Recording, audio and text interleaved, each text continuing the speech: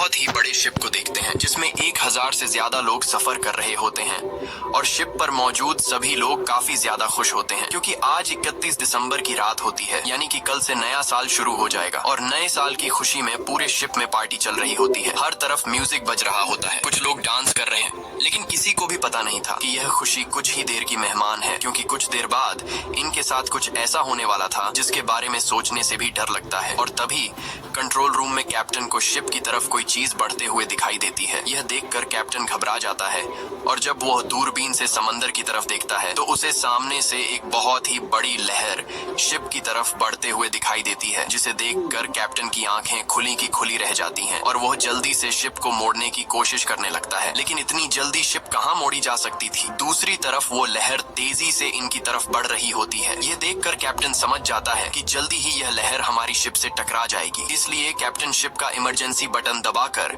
सभी लोगों को आने वाले खतरे के लिए वार्न कर देता है और शिप में मौजूद लोगों को जब पता चलता है कि जल्दी ही हमारे शिप से एक बहुत ही बड़ी लहर टकराने वाली है तो सभी लोगों के बीच हलचल मच जाती है और लोग यहाँ वहाँ भागने लगते हैं, लेकिन किसी के पास भी छिपने की जगह नहीं थी। और तभी एक बहुत ही बड़ी लहर शिप से जोर से टकराती है। ये टकराव इतना तेज होता है कि कुछ लोग तो एक ही झटके में मारे जाते हैं और शिप दूसरी तरफ उलट जाती है, यानी कि जो हिस्सा ऊपर था वो नीचे चला जाता है और जो जमीन थी जहाँ पर लोग पार्टी कर रहे थे वो हिस्सा ऊपर आ जाता है। शिप के पलटते वक्त सामान दूसरी तरफ गिरने लगता है, जिसमें कई सारे लोग भी उड़ते हुए सामने की दीवार से टकराकर मारे जाते हैं। कुछ लोग पानी में गिरकर मारे गए और कुछ लोग शिप में होने वाले ब्लास्ट की वजह से मारे गए।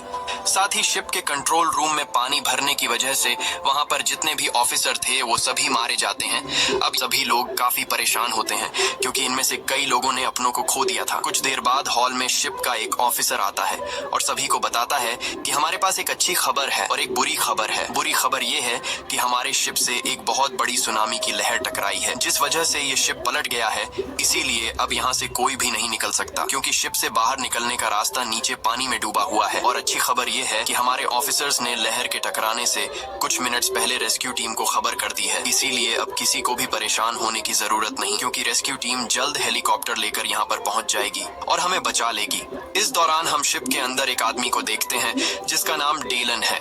डेलन पहले यूएस नेवी में हुआ करता था, इसीलिए डेलन समझ गया था कि हम लोग यहाँ समंदर के बीचों बीच फंस गए हैं। यहाँ रेस्क्यू टीम को आने में काफी टाइम लगेगा, इसलिए मुझे खुद ही कुछ करना होगा। और वो सामने की दीवार पर लगे शिप के मैप को देखकर यहाँ से बाहर निकलने का रास्ता ढूंढने लगता है, लेकिन उसे कोई भी बाहर जाने का रास्ता नहीं दिखाई देता क्योंकि जो रास्ता यहाँ से निकलने का था वो पानी के नीचे डूब गया होता है।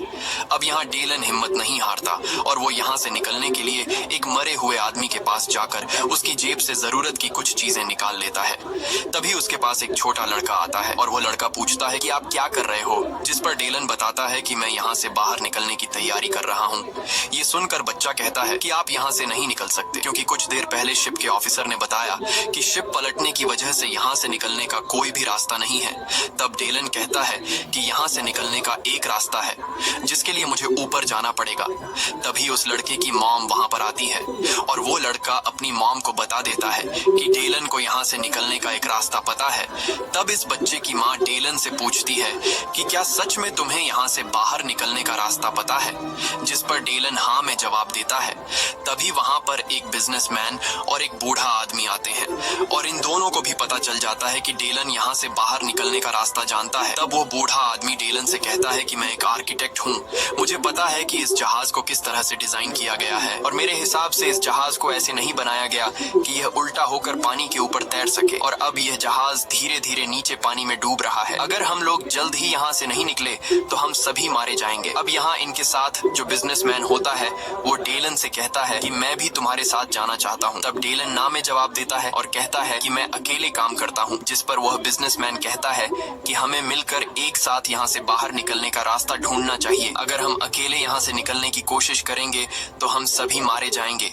तब बाकी लोग भी डेलन से कहते हैं कि यह आदमी ठीक कह रहा है, हमें एक साथ मिलकर बाहर का रास्ता ढूंढना चाहिए, जिस पर डेलन इन सब की बात मान जाता है। अब यहाँ वो बिजनेसमैन शिप के एक वेटर को बुलाकर उससे कहता है कि यहाँ से ऊपर जाने का शॉर्टकट रास्ता धीरे धीरे नीचे पानी में डूब रही है, जिस वजह से कभी भी यहाँ हॉल में पानी भर सकता है। अब यहाँ ऑफिसर गार्ड्स को सभी दरवाजे बंद करने को कहता है ताकि पानी अंदर ना आ सके और जो कुछ लोग ऊपर गए हैं वह भी अंदर ना आ पाए। वहीं दूसरी तरफ ये लोग आगे बढ़ रहे होते हैं और तभी इन लोगों को रास्ते में कुछ लोगों की डेड बॉडी भी जमीन पर पड़ी हुई दिखती है, जिसे देखकर यह लोग काफी ज्यादा घबरा जाते हैं। अब कुछ दूर आगे जाने के बाद ये लोग देखते हैं कि सामान यहाँ वहाँ बिखरने की वजह से चारों तरफ से रास्ता बंद है और इन्हें ऊपर जाने के लिए कोई भी रास्ता नहीं मिल रहा होता। तब ये लोग लिफ्ट का दरवाजा खोलते हैं। लिफ्ट का दरवाजा खोलने के बाद ये लोग देखते हैं कि लिफ्ट खराब हो चुका है और लिफ्ट ऊपर अटक चुका है। अब इन लोगों को सामने वाले लिफ्ट का दरवाजा खोलकर उसके पार जाना था, जिसके लिए ये सभी लोग एक लंबे लोहे के बेंच से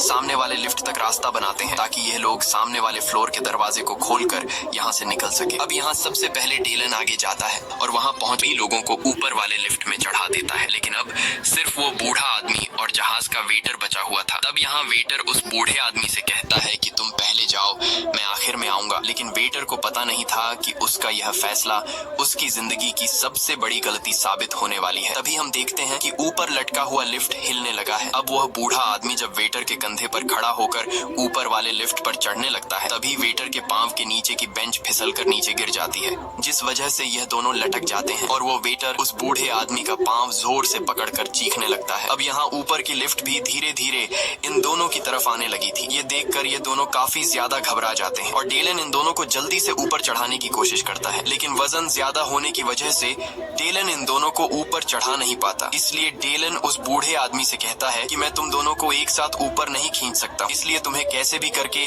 उस वेटर को खुद से अलग करना होगा, नहीं तो तुम दोनों मारे जाओगे। ये सुनकर वो वेटर चिल्लाकर कहता है कि मुझे गिराना मत, लेकिन वो बूढ़ा आदमी न चाहते हुए उस वेटर को लात मारकर नीचे गिरा देता है, क्योंकि अगर वो ऐसा नहीं करता तो यह दोनों मारे जाते। जिसके बाद यह लोग उस बूढ़े आदमी को ऊपर वाली लिफ्ट पर खींच लेते हैं और उस बूढ़े आदमी के अंदर आते ही वो लिफ्ट इतनी स्पीड से नीचे टकराती है कि वहाँ एक जोरदार धमाका होता है और हर तरफ आग फैल जाती है। अब आग से खुद को बचाने के लिए यह लोग जल्दी से लिफ्ट का दरवाजा बंद कर देते हैं, जिससे इन लोगों की जान बच जाती है। वहीं दूसरी तरफ लिफ्ट के जमीन से टकराने की आवाज को सुनते हुए शिप के ऑफिसर को लगता है कि जो लोग ऊपर गए थे वो सभी मारे गए, लेकिन उसे पता नहीं था कि अब मौत।